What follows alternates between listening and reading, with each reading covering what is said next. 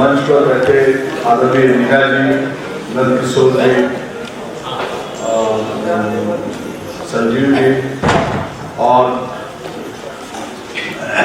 दिनों से आए हुए हमारे स्कूल मैनेजमेंट कमेटी के भाई और बहन, ये सम्मेलन हम लोगों ने आयोजित किया है इसलिए कि देश में जो स्कूल हैं उनके लिए कानूनी तौर पर स्कूल मैनेजमेंट कमेटियां वो उसके लिए बहुत ही जिम्मेदार कमेटी बनाई गई है हर स्कूल के पीछे।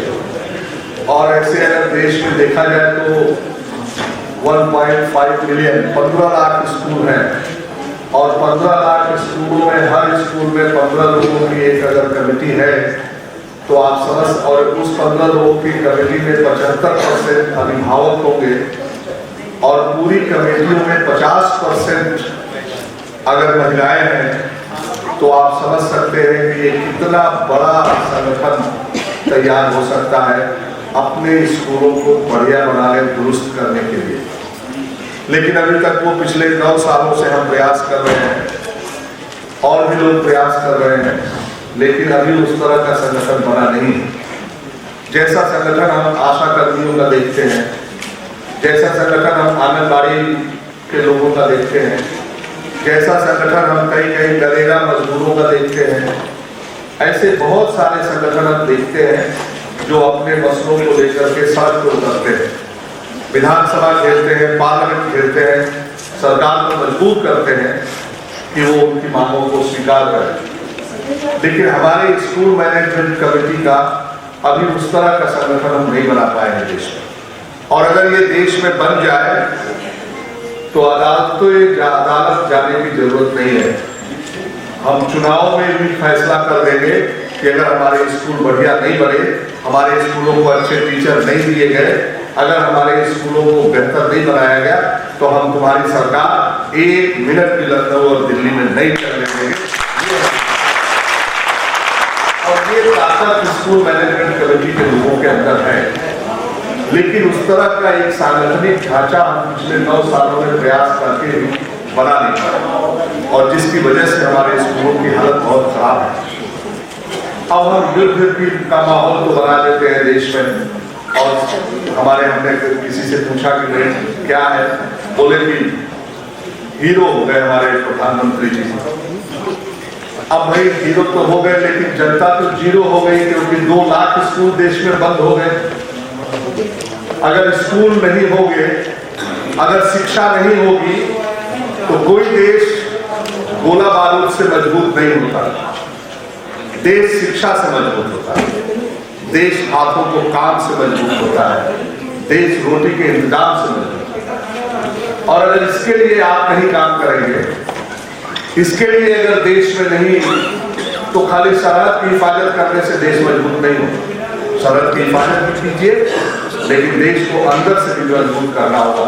अंदर से खोखला हुआ देश दुनिया की किसी ताकत का मुकाबला नहीं कर सकता। और इसलिए हम कहना चाहते हैं आपसे कि हम कानून 2010 में आया और तब से हमारा प्रयास है, और कानून ने कहा है कि बच्चों की मैपिंग कराइए और मैपिंग करा करके स्कूल उनके पड़ोस में खोलिए, और जितने टीचर चाहिए पूरा कानून में वो सारे प्रावधान हैं कि 30 बच्चों पर प्राइमरी में और 35 बच्चों पर अपर प्राइमरी, और टीचर की ट्रेनिंग, और इस तरह से एक पूरा मॉनिटरिंग सिस्टम बनाइए। CPCR और NCPCR को इसीलिए बनाया गया कि ये मॉनिटर करेंगे कि टीचर आते हैं समय पर कि नहीं, पढ़ाई अच्छी होती है कि नहीं, स्कूल बढ़िया होता है कि नहीं।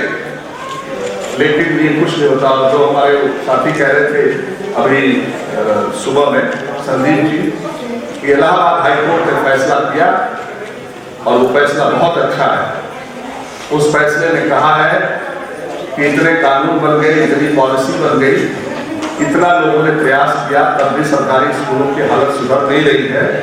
और इसलिए नहीं सुधर रही है कि जिनको ये लागू करना है उनके बच्चे सरकारी स्कूलों में नहीं पढ़ते, इसलिए उनको सरकारी स्कूलों की चिंता नहीं है। इसलिए कोर्ट ने कहा कि सरकारी खजाने से जो पैसा लेते हैं वो सरकारी स्कूलों में अपने बच्चे को भेजें, सरकारी खजाने से पैसा लेकर के प्राइवेट व्यवस्था को मजबूत नहीं किया जाना चाहिए, और ये फैसला उन्होंने हाईकोर्ट में कर दिया। ये फैसला सही है कि नहीं, आप बताइए। और हमने ये कहा था, और ये तो हम नारा देते थे, बहुत पुराना नारा है कि केरल हो या हिंदुस्तान, शिक्षा होगी एक समान, राष्ट्रपति का बेटा हो या चपरासी की सरकार, शिक्षा होगी एक समान। ये नारा था। शिक्षा में गैर बराबरी कैसे, बच्चों के मामले में गैर बराबरी कैसे? किसी बच्चे की क्या गलती है कि वो गरीब घर में पैदा हो गया? किसी बच्चे के क्या भाग्य का खेल है कि वो ऐसे घर में पैदा हो गया जहां पर खाना नसीब नहीं होता, और उसको आप सरकार उसको शिक्षा भी नहीं अच्छा देगी, उसके लिए दवा का इंतजाम भी नहीं करेगी, तो सरकार किस बात की? तो हमारी ये लगातार कोशिश है कि सरकारी स्कूलों को मजबूत किया जाए, सरकारी स्कूलों में कानून को लागू किया जाए, और कानून लागू करने की जिम्मेदारी केंद्र और राज्य दोनों सरकारों की है। और ये बात हम लगातार प्रयास कर रहे हैं। लेकिन आपको जान के ये आश्चर्य होगा कि अभी भी देश के करोड़ों बच्चे स्कूलों से बाहर हैं, करोड़ों बच्चे स्कूल से बाहर हैं। और ये बात बार बार हम कहते हैं कि इस कानून का पहला मकसद ये है कि सारे बच्चों को स्कूल में लाया जाए, और उसके लिए ये पता करो कि कितने बच्चे कहां पर बाहर हैं, और अगर स्कूल नहीं है तो उनके लिए स्कूल का निर्माण कराया जाए। ये बात हम लगातार कहते चले आ रहे हैं।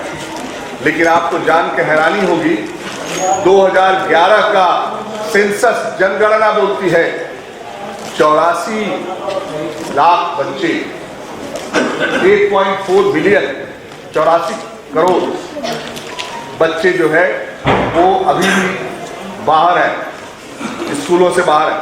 आपके उत्तर प्रदेश में पिछले दिनों स्कूल में एक आंकड़ा पेश किया था, और जिसमें उन्होंने कहा था कि 34 लाख उत्तर प्रदेश के अंदर, देश में जितने बच्चे स्कूल से बाहर हैं सबसे बड़ी संख्या उत्तर प्रदेश की है। लेकिन उत्तर प्रदेश की सरकार बोलती है कि केवल 27,000 बच्चे स्कूलों से बाहर।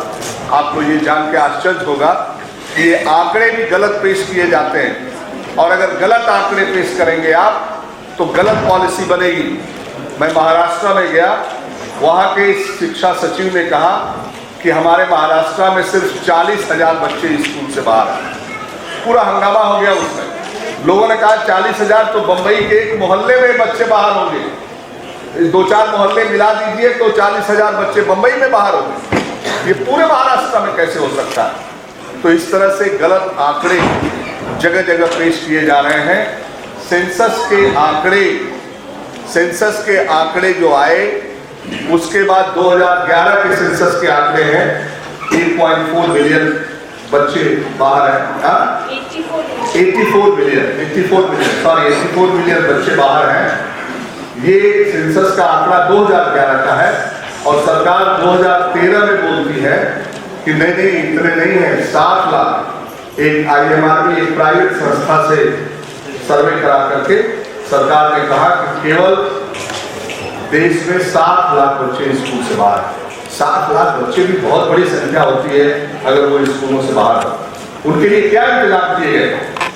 कमेटियों की लगातार मीटिंग होती है, और वहां पर फैसले लिए जाते हैं, स्कूल डेवलपमेंट प्लान बनता है, और उस प्लान के हिसाब से पैसे आते हैं। ऐसे आधे से कम एसएमसी है। 94 में इन्होंने दिखा दिया कि कागज में 94% स्कूलों में स्कूल मैनेजमेंट कमेटी बन गई। हमने उस समय भी कहा था कि ये जो स्कूल है, ये स्कूल एक सोशल प्रक्रिया है, सामाजिक प्रक्रिया है। ये स्कूल सामाजिक प्रक्रिया है। इन स्कूलों को कम्युनिटी के हाथ में सौंपिए, कम्युनिटी के लोग इसको चलाएंगे, और कम्युनिटी के लोगों के हाथ में अगर ये स्कूल आएंगे तो कम से कम ब्यूरोक्रेसी के जकड़ से बाहर होंगे, और लोग अपने स्कूलों का इंतजाम करेंगे, अपने स्कूलों की देखभाल करेंगे और उसको आगे बढ़ाएंगे। लोग ये मॉनिटर करेंगे कि अध्यापक आते हैं कि नहीं आते हैं, पढ़ाई अच्छी होती है कि नहीं होती है। लोगों को मालिकाना हक दीजिए। जैसे आपने पंचायतों में दिया, कुछ परिवर्तन हुआ। पंचायतों में आपने महिलाओं को लाया, आपने पिछड़े और दलित लोगों को लाया, और पंचायतों को बढ़ाने का काम किया, तो कुछ तो परिवर्तन आया देश के अंदर, गाँवों में परिवर्तन आए। इसी तरह से स्कूल मैनेजमेंट कमेटियों को स्कूल का मालिकाना हक दीजिए और उनको ट्रेन कीजिए, उनको बताइए कि उनके क्या अधिकार हैं और उनके क्या कर्तव्य हैं। अगर ये इंतजाम कीजिए तो शायद स्कूलों की हालत, शिक्षा की हालत में सुधार होगा, लेकिन ऐसा हुआ नहीं। 9 साल हो गए, 9 साल हो गए, कहते कहते हम थक गए। दिल्ली में भी और यहाँ हमारे स्कूल के साथी लखनऊ में भी लगातार आंकड़े पर आंकड़े पेश कर रहे हैं, सरकार से बात कर रहे हैं, लेकिन सरकार का कोई सकारात्मक अभी तक मिला नहीं। और ये इसलिए है, देश भर में हमने देखा कि कितने स्कूल हैं जिनमें आरटीई लागू है, तो पता चला सरकारी आंकड़ा बोलता है कि 12% जो 2013 में हो जाना था, 2015 में हो जाना था, केवल 12% सरकारी स्कूल है देश में जहां पर भी आरटीई के प्रावधान लागू है। देश में आपको मालूम होना चाहिए 9 लाख एलिमेंट्री लेवल पर और 1.1 लाख सेकेंडरी लेवल पर। ये पार्लियामेंट में मिनिस्टर ने बयान दिया है कि अध्यापकों की जगह खाली, जो अध्यापक वो 10% स्कूल है जिसमें सिंगल टीचर है, एक टीचर है, वो टीचर मिड डे मील भी करता है, सारी व्यवस्था करता है। तो जहां पर शिक्षा की जागरूकता बढ़ी है, जहां पर शिक्षा की मांग बढ़ी है, वहां पर सरकार ने कोई व्यवस्था नहीं किया।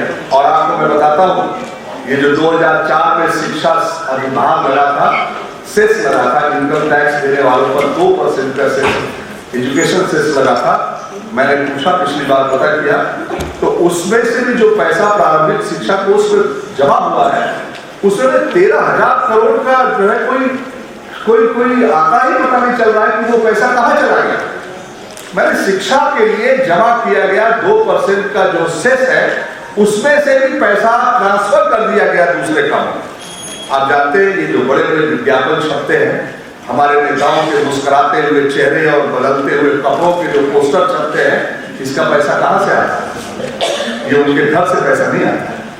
ये जो बड़ी बड़ी होर्डिंग्स लगती हैं, ये जो बड़े बड़े विज्ञापन, बेटी बचाओ बेटी पढ़ाओ का जो पैसा था पिछली बार, 57%, आधे से ज्यादा पैसा विज्ञापन पर खर्च हो गया। 200 करोड़ रुपया, 258 करोड़ रुपया दिया था बेटी बचाओ बेटी पढ़ाओ के लिए। देश में इतनी बेटियां हैं, उनकी रक्षा करने और उनके पढ़ाने के लिए जो 258 करोड़ रुपया केंद्र सरकार ने दिया था, उसका 57%, 100 में 57 पैसा विज्ञापन पर खर्च हो गया। ये नेताओं ने इस देश को कितना खराब बना दिया, आप समझ नहीं सकते। हमारी गाड़ी कमाई का पैसा है ये, जो सरकारी खजाने से जमा होता है। ये हम जो टैक्स देते हैं, सुबह आँख खुलती है और हम टैक्स देना शुरू कर देते हैं। हम सामान खरीदते हैं, माचिस खरीदते हैं, उस पर भी टैक्स देते हैं। बस में सफर करते हैं, उस पर भी टैक्स देते हैं। रेलवे में सफर करते हैं, कपड़ा खरीदते हैं, कुछ भी करते हैं, हम टैक्स देते हैं और वो सरकारी खजाने में जमा होता है। दुनिया की सरकारों में कोई बच्चा, बहुत सारे जिनका नाम आप लेते हैं और जहां हमारे प्रधानमंत्री भी बार बार जाते हैं घूमने के लिए, उन देशों में कोई बच्चा स्कूल से बाहर नहीं है। अब वो लोग कह रहे हैं कि 12वीं तक सभी बच्चों को मुफ्त शिक्षा दी जाएगी और एक भी बच्चा या बच्ची 12वीं की शिक्षा से वंचित नहीं रहेगा।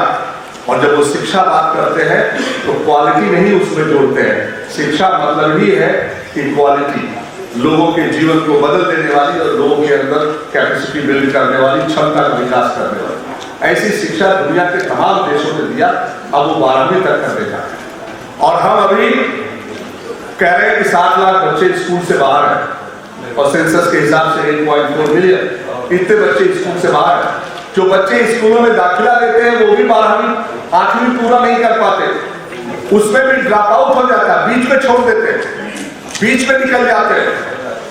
और इस तरह से बहुत बड़ी संख्या हमारी अभी भी चाइल्ड लेबर है, बाल श्रम है, काम करते हैं बच्चे।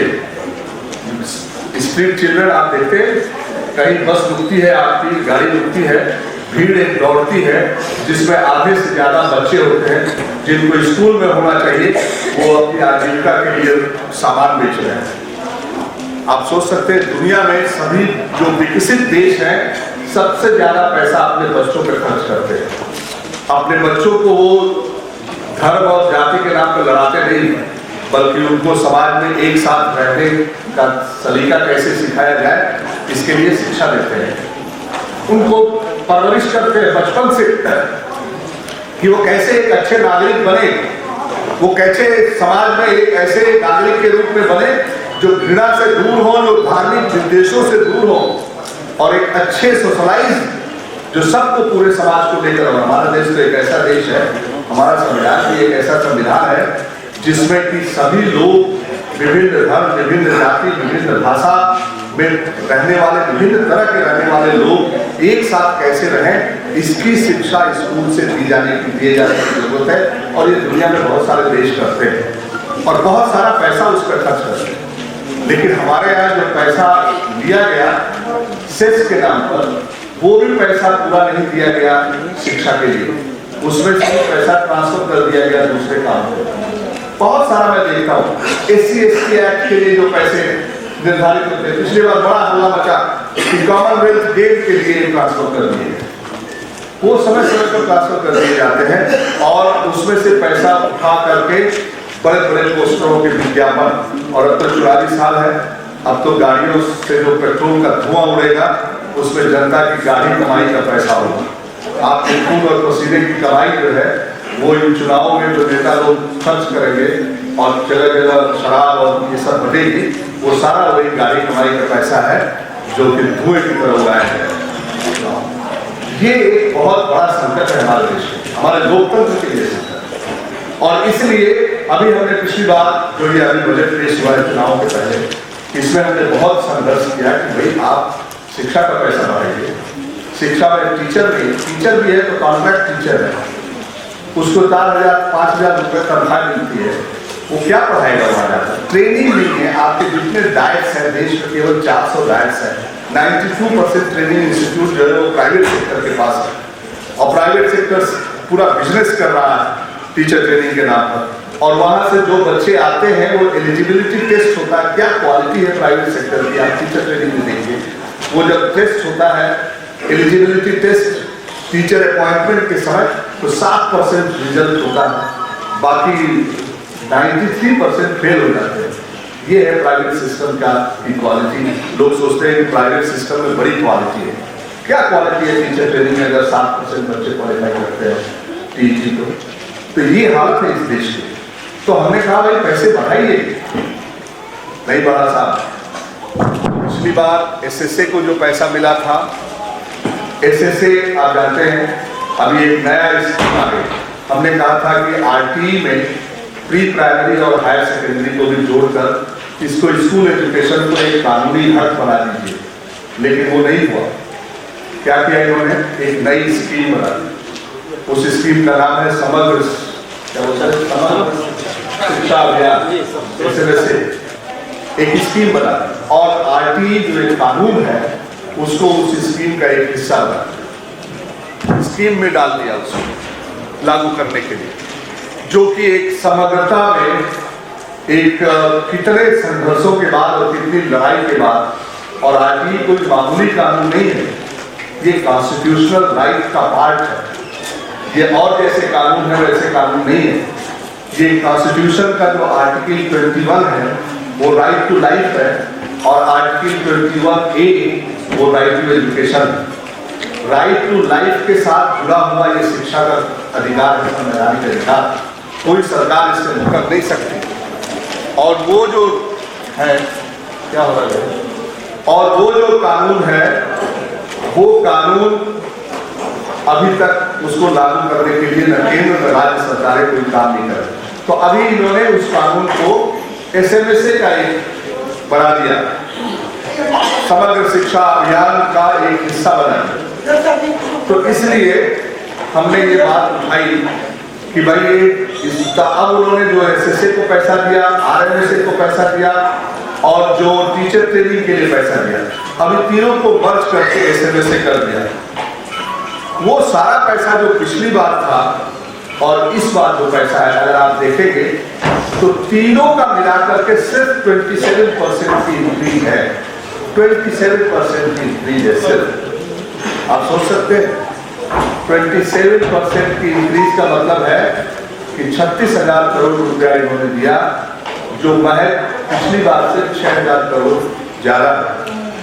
न तो इसमें टीचर ट्रेनिंग का पैसा है, टीचर ट्रेनिंग का पैसा बल्कि घट गया है। क्वालिटी की आप बात करते हो, लेकिन टीचर ट्रेनिंग का पैसा आपने घटा दिया। तो ये हालत है, और पैसे अगर सरकार नहीं देगी तो शिक्षा का काम नहीं चलेगा हिंदुस्तान में। स्कूल नहीं चलेंगे, पीने का पानी नहीं है आपके स्कूल में। आप सोच सकते हैं, आप दुनिया का मुकाबला करने निकले हैं।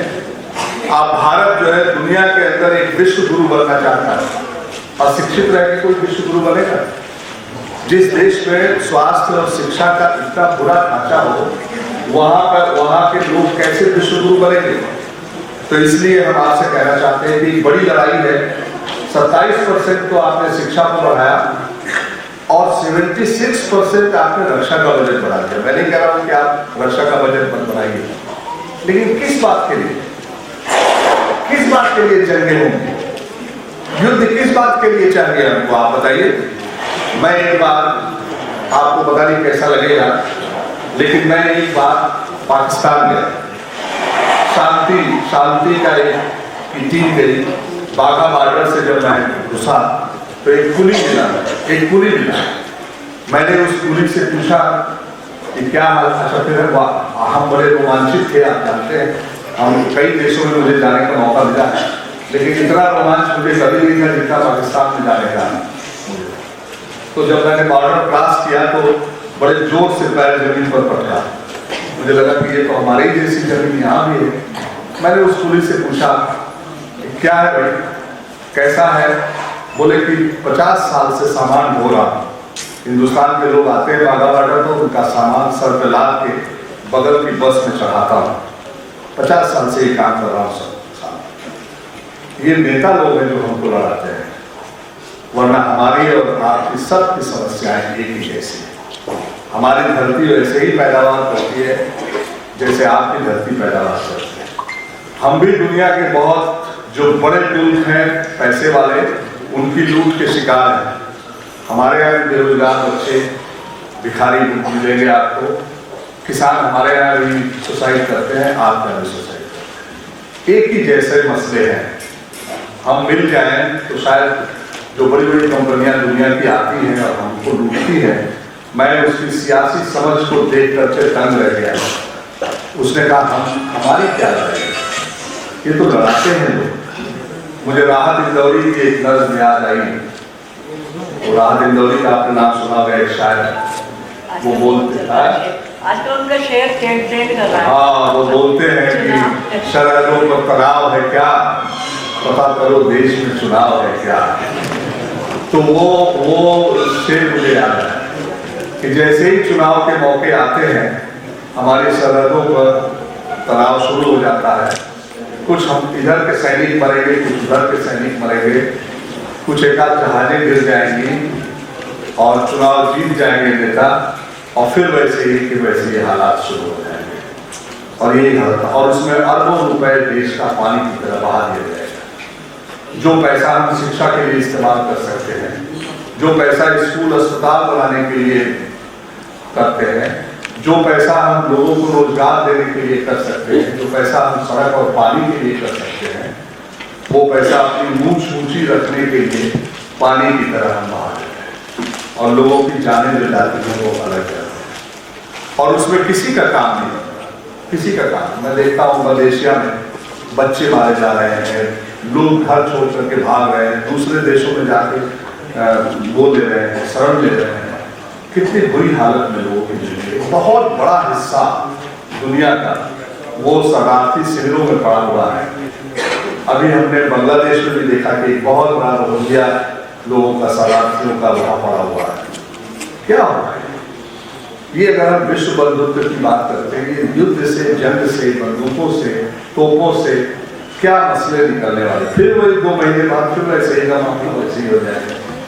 ये वो लोग हैं जो अपनी राजनीति के लिए तनाव पैदा करते हैं, नफरत पैदा करते हैं, देशों से आपस में जंग लड़ाने की बात करते हैं। और इस तरह के, और आजकल मैं देख रहा हूँ टीवी पर रिटायर्ड आर्मी वाले बैठ गए हैं जो पहले बंदूक से गोला निकालने की बात करते थे, अभी मुंह से गोले निकालते हैं बैठ करके टीवी पर। और लगता है कि जैसे अभी वो ध्वस्त कर देंगे, यहीं से अपने मुंह से ही ध्वस्त कर देंगे इस तरह के। और वो सब लोग जो एक बंदर आ जाए तो घर में घुस जाएंगे, वो भी सड़क पे निकल के अभी जो है वो जंग की बातें करते हैं। तो इसलिए जंग किसी के हक में नहीं होता, खास तौर से गरीब लोगों के हक में, नौजवान लोगों के हक में नहीं होता। और आप जानते हैं कि कौन मरता है? अंबानी का बेटा तो शादी कर रहा है, 250 करोड़ का फ्लैट दे रहा है अपनी बीवी को तोहफे में। वो थोड़ी सेना वहां जाकर लड़ेगा तो किसान का बेटा, लड़ेगा तो मजदूर का बेटा, चाहे पाकिस्तान हो चाहे हिंदुस्तान हो, किसान और मजदूर का बेटा ही सरहदों पर मरता है, सरहदों पर वही रिश्ता है। और वो भी सेना में भर्ती के लिए अपनी खेती बेच करके रिश्वत दिया होगा तो सेना में आया सिपाही।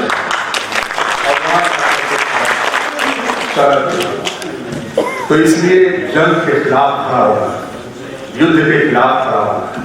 हमें युद्ध नहीं चाहिए, हमें स्कूल चाहिए, हमें स्वास्थ्य, हमें अस्पताल चाहिए, हमें पीने का पानी चाहिए। आप नेता हैं, कभी मंदिर के नाम पर लड़ाएंगे, और जब मंदिर का कार्ड नहीं चलेगा तो फिर हिंदुस्तान पाकिस्तान का कार्ड चलाना शुरू कर देंगे और मारे जाएंगे। नफरत आप है, हमारे मौसम का क्या है आप बताइए? पिछले 4-5 सालों में 3 लाख किसानों ने आत्महत्या किया। किसान, आप सब किसानों के बारे में 3 लाख, 52% देश का किसान कर्जे में डूबा है। आप सोच सकते हैं 52% किसान, ये 2000 रुपया जेब में डाल के चुनाव के समय आप सोचेंगे कर्जा से मुक्त हो जाएगा? नहीं हो पाएगा, कर्जे में डूबा है। अभी चुनाव खत्म हो जाएगा, जेल में बंद किया जाएगा। और 5 लाख करोड़ रुपया देश के गिने चुने उद्योगपतियों का सरकार ने कर्जा माफ कर दिया, खत्म कर दिया। और 2-2 लाख, 1-1 लाख रुपए के कर्जे के लिए 14-14 दिन की जेल किसान को हो गई। किसका देश है? और किसके लिए हम बनाते हैं, वोट देते हैं और सरकार बनाते हैं, और फिर हम सोचते हैं कि हमारी पार्टी जीतेगी। आपकी पार्टी नहीं जीतती है, आप हार जाते हैं। जीतने वाले वो दूसरे लोग हैं जो पैसे बनाते हैं, वो जीत जाते हैं। जनता का चुनाव है। इसलिए हम आपसे कहेंगे कि अपने अधिकारों के लिए खड़े होकर लड़िए। और ये जो चुनाव आ रहा है, इस चुनाव में नेताओं की गर्दन पकड़िए कि तुमने हमारे स्कूल के लिए, हमारे बच्चे के लिए, हमारे अस्पताल के लिए, हमारे रोजगार के लिए क्या किया है। सवाल कीजिए उनसे।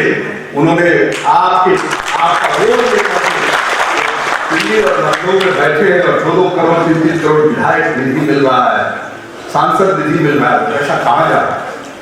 वो अगर हमारे बच्चे के स्कूल और स्वास्थ्य के लिए नहीं है तो हमारी मेहनत की कमाई का, सरकारी खजाने का पैसा कहाँ जाए? ये सवाल है। और तभी, और मैं इसलिए कह रहा हूँ, स्कूल मैनेजमेंट कमेटियों के अंदर बहुत बड़ी ताकत है। आपके पास कानूनी हक है, आप कानून का हिस्सा है। कोई नहीं पूछ सकता है कि आप स्कूल के बारे में क्यों बात कर रहे हैं। आप बोलेंगे कि हम स्कूल मैनेजमेंट कमेटी के सदस्य हैं, संविधान ने हमको यह अधिकार दिया है, और हम तुमसे पूछना चाहते हैं कि तुमने हमारे स्कूल के लिए क्या किया है, और अगर नहीं किया है तो हम तुमको वोट क्यों देंगे, हम क्यों जिताएंगे तुमको? ये बात बच्चे अगर पढ़ेंगे नहीं तो बच्चे आगे नहीं बढ़ेंगे। और प्राइवेट सिस्टम में आप नहीं पढ़ा सकते अपने बच्चों को, लूट है वहां, लूट, वहां नहीं पढ़ा सकते। एक ही रास्ता है और वो है सरकारी स्कूल। उसी को मजबूत करना है, उसी को बनाना है, उसको बंद नहीं होने देना है। दुनिया के ऐसे भी देश हैं कि 1-1 बच्चों के लिए, 5-5 बच्चों के लिए स्कूल चलाते हैं, क्योंकि बच्चे उनके देश का भविष्य होते हैं। और हमारे देश के बच्चे नाली की कीड़ों की तरफ जाते हुए मर जाते हैं, कोई पूछता नहीं, कोई उनका ख्याल नहीं रखता। तो इसलिए आपसे हम कहना चाहते हैं, स्कूल मैनेजमेंट कमेटी के साथियों और शिक्षा में काम करने वाले साथियों, आपको देश के संविधान ने यह हक दिया है कि आप अपने बच्चों की रक्षा करें और उनकी शिक्षा के लिए काम करें। धन्यवाद।